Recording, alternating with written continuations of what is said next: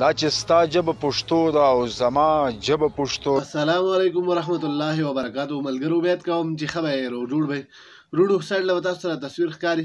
نننۍ ویډیو چې زمونږ کم ده د افغانستان د پښتنو او پاکستان د پښتنو په منځ کې کم روډه چې دي چې هغوی دغه جنګ جوړ کړی دی، دغه مخالفت راوستی دی، د دې په باره کې ده. نو روډو ویډیو را سره اخره پورې وګورئ او ویډیو شیر کړئ چې هغې خلکو ته ورسي کوم خلک چې د پاکستان او د افغانستان د پښتنو نفرت خوري.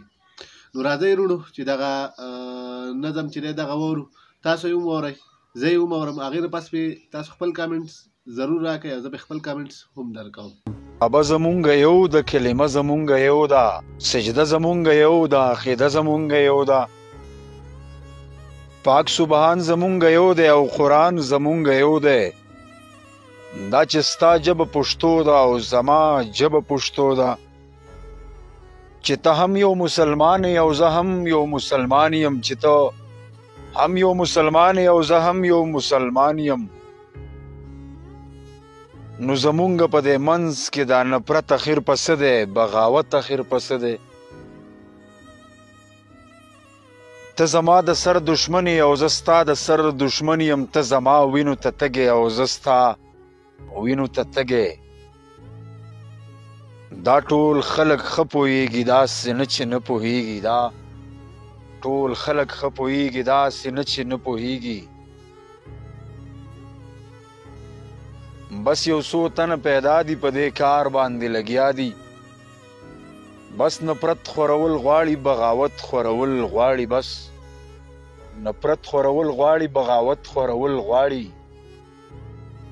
د دوی ښه سینه سړه شي، زمونږ ورونه پکې مړه شي، بدنام ځکه پښتانه شي چې لږ سوچ فکر ونه شي. بس روان په داسې لار دي دوی ملګري د اغیار دي، بس روان په داسې لار دي دوی ملګري د اغیار دي. ترېنه جوړه ځان ځاني شي عجیبه مسلماني شي، ترېنه جوړه ځان ځاني شي عجیبه مسلماني شي. یو جذبه پکې پیدا کی دغه کار ورته روا کی. هی دا تاوان اخر د چا دی، دا خفګان اخر د چا دی؟ ځای چې یو بل لره ډال شو، د دشمن مخ ته دیوال شو. دا د خان زړګی به ښه شي، هر ارمان به یې پوره شي، چې یو موټی پښتانه شي.